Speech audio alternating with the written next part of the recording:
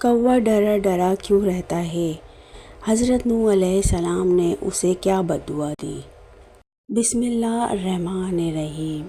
السلام علیکم دوستو، جیسے کہ میں نے آپ کو حضرت نوح علیہ السلام کی کشتی کا واقعہ سنایا تھا، کیسے ان کی قوم پر عذاب آیا اور انہوں نے کشتی بنا کر اس میں انسان، چرند پرند اور جانوروں کو سوار کیا تھا۔ آج میں آپ کو بتاؤں گی کہ کوا ڈرا ڈرا کیوں رہتا ہے اور نوح علیہ السلام نے اسے کیا بددعا دی اور کبوتر کو کیا دعا دی۔ دوستو، اکثر ہم نے دیکھا ہے کہ کوا پرندوں میں ایک ایسا پرندہ ہے جو ہمیشہ اور ہر وقت ڈرا ہوا رہتا ہے، مگر ہم نے کبھی یہ نہیں سوچا کہ یہ ہمیشہ ڈرا ہوا ہی کیوں رہتا ہے اور آخر اس کے ڈرے رہنے کی وجہ کیا ہے۔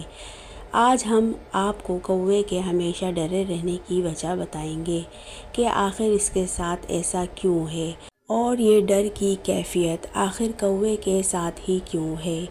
کوے کے ہمیشہ ڈرے رہنے کی حقیقت براہ راست طوفان نوح اور حضرت نوح علیہ السلام کے ساتھ وابستہ ہے۔ حضرت نوح علیہ السلام کی کشتی طوفان کی تپیڑوں میں 6 ماہ تک چکر لگاتی رہی، یہاں تک کہ خانہ کعبہ کے پاس سے گزری اور کعبہ شریف کے 7 چکر لگا کے طواف کیا، اور پھر اللہ پاک کے حکم سے یہ کشتی جودی پہاڑ پر ٹھہر گئی، جو عراق کے ایک شہر جزیرہ میں واقع ہے۔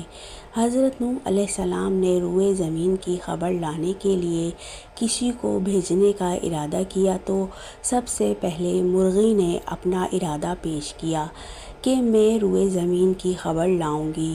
حضرت نوح علیہ السلام نے مرغی کو پکڑ کر اس کے بازوؤں پر مہر لگا کر کہا کہ تو کبھی لمبی اڑان نہ اڑ سکے گی اور میری امت تجھ سے فائدہ اٹھائے گی، یعنی کہ ان کی امت اسے کھائے گی۔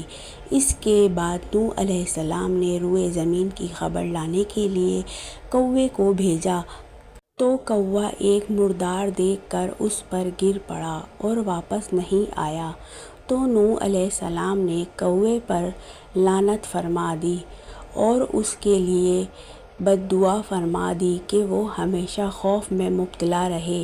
بس نوح علیہ السلام کی اس بددعا کی وجہ سے ہی کوا ہمیشہ ڈرا ہوا ہی رہتا ہے۔ چونکہ حضرت نوح علیہ السلام کو خشک اور سخت زمین کی ضرورت تھی، اس لیے اس کے دیر کرنے پر کبوتر کو بھیج دیا۔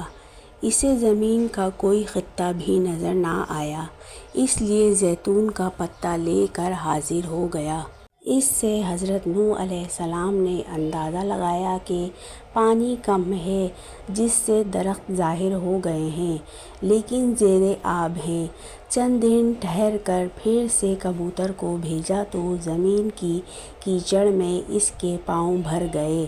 واپس آیا تو حضرت نوح علیہ السلام نے اسے دیکھ کر اندازہ لگایا کہ اب پانی زمین میں جذب ہو گیا ہے، لیکن زمین خشک نہیں ہوئی۔